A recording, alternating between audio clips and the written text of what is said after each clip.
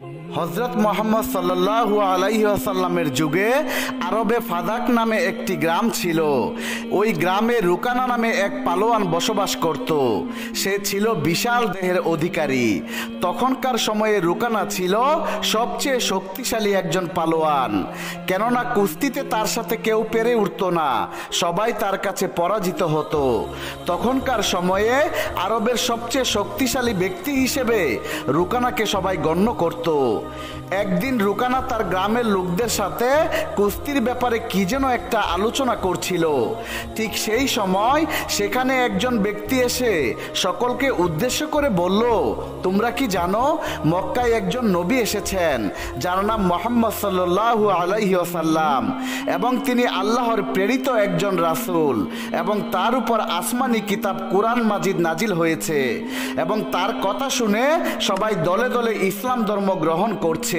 তিনি নাকি অনেক জাদুও জানেন। তার কথা শুনে লোকেরা বলল, বলো কি, তাহলে তো আমাদের অবশ্যই তার সাথে একবার দেখা করা উচিত। কিছুক্ষণ পর রুকানা তাদেরকে বলল, যদি সত্যিই তিনি আল্লাহর প্রেরিত রাসূল হয় তাহলে তো আমাকে অবশ্যই তার সাথে কুস্তি লড়তে হবে এবং তাকে সেই কুস্তিতে পরাজিত করতে হবে। এই ভেবে রুকানা পালোয়ান সেখান থেকে সোজা তার বাড়িতে চলে গেল। রুকানার একটি পুত্র সন্তান ছিল যার নাম ছিল ইয়াজিদ। সেও তার বাবার মতো অনেক শক্তিশালী একজন পালোয়ান ছিল, এবং সেও তার বাবার মতো কখনো কোনো কুস্তি লড়াইয়ে কখনো কোনো দিন কারো কাছে হারেনি। রুকানা তার ছেলেকে বলল, আমি লোকদের মুখে শুনলাম মক্কায় নাকি মুহাম্মদ নামে একজন আছে, সে নাকি অনেক বড় একজন জাদুকর। তাই আমি ভাবছি মক্কায় গিয়ে তার সাথে দেখা করব এবং তার সাথে কুস্তি করব। রুকানার মুখে এমন কথা শুনে রুকানার ছেলে ইয়াজিদ বলল, বাবা, আমিও তোমার সাথে মক্কায় যাব, আমিও দেখতে চাই তিনি আসলে কে। অতঃপর একদিন রুকানা ও তার ছেলে ইয়াজিদ মুহাম্মদ সাল্লাল্লাহু আলাইহি ওয়াসাল্লামের সাথে দেখা করার জন্য মক্কার উদ্দেশ্যে বেরিয়ে পড়ল।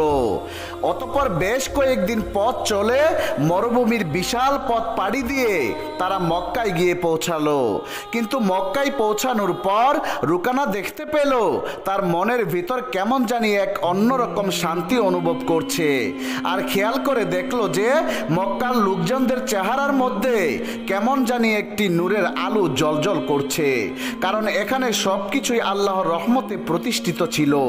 মক্কার এমন পরিবেশ দেখে রুকানা তার ছেলেকে বলল, বাবা ইয়াজিদ, আমার মনে হয় এখানে বিশেষ কিছু রয়েছে, কেননা আমি নিজের মধ্যে কেমন জানি অন্যরকম শান্তি অনুভব করছি। বাবার মুখে এমন কথা শুনে ইয়াজিদ বলল, হে আমার পিতা, আপনার যেমন মনে হচ্ছে আমারও ঠিক তেমনই মনে হচ্ছে। আমিও নিজের মধ্যে কেমন জানি এক অন্যরকম শান্তি অনুভব করছি, এবং এত সুন্দর শান্তির পরিবেশ আমি এর আগে কখনোই দেখিনি। অতঃপর সেখানে এক স্থানে তারা কিছু লোককে দেখতে পেল। তাই তারা দুজন সেখানে গেল এবং রুকানা তাদেরকে জিজ্ঞাসা করলো, আচ্ছা, তোমরা কি বলতে পারো মুহাম্মদ সাল্লাল্লাহু আলাইহি ওয়াসাল্লামকে কোথায় গেলে পাওয়া যাবে? তখন লোকেরা বলল, আপনারা কারা এবং কোথায় থেকে এসেছেন? তখন রুকানা বলল, আমি একজন পালোয়ান আর আমার নাম রুকানা, আমরা ফাদা গ্রামের বাসিন্দা। তখন লোকেরা বলল, মুহাম্মদ সাল্লাল্লাহু আলাইহি ওয়াসাল্লাম আমাদের নবী, তিনি আল্লাহর প্রেরিত রাসূল, এখন তিনি মসজিদে আছেন। অতঃপর রুকানা ও তার ছেলে মসজিদের দিকে রওনা হলো। মসজিদে প্রবেশ করে রুকানা দেখলো একজন বুজুর্গ ব্যক্তি বসে আছেন। তার মুখে ছিল হৃদয়স্পর্শী হাসি, যেন তিনি সবাইকে স্বাগত জানাচ্ছেন। তখন রুকানা দেখে চিনে ফেললো যে ইনি সেই ব্যক্তি যার কথা সবার মুখে মুখে শোনা যাচ্ছিল। এরপর রুকানার নিকটে যায় এবং মুহাম্মদ সাল্লাল্লাহু আলাইহি ওয়াসাল্লামকে সালাম দেয় এবং বলল, হে মুহাম্মদ, তুমি কি সেই ব্যক্তি যার নাম আমি লোকদের মুখে মুখে শুনেছি?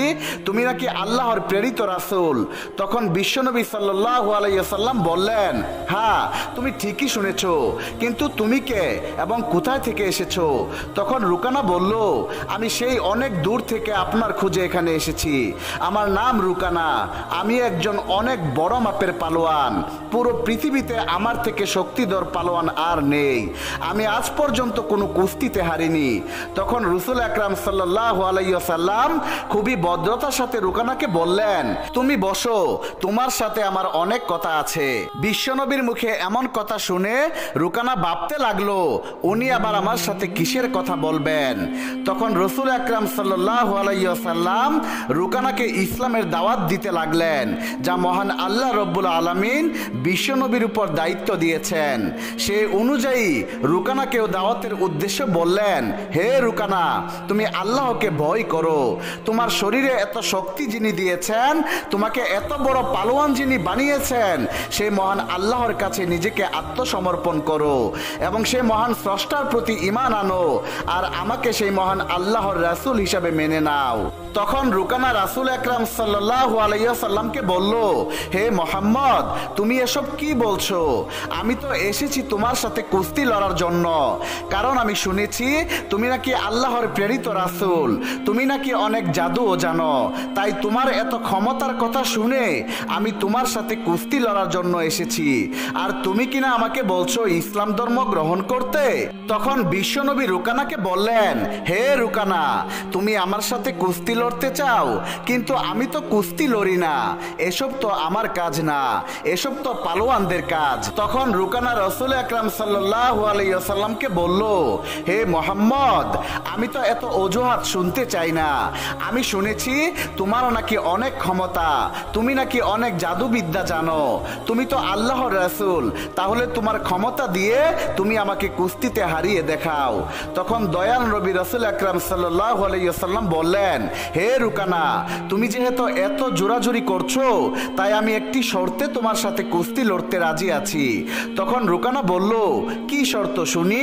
তখন বিশ্বনবী সাল্লাল্লাহু আলাইহি ওয়াসাল্লাম বললেন, হে রুকানা, তুমি যদি আমার সাথে কুস্তি লড়ার পর হেরে যাও, তাহলে তোমাকে ইসলাম ধর্ম গ্রহণ করতে হবে, আর আমাকে আল্লাহর প্রেরিত রাসূল হিসেবে মেনে নিতে হবে।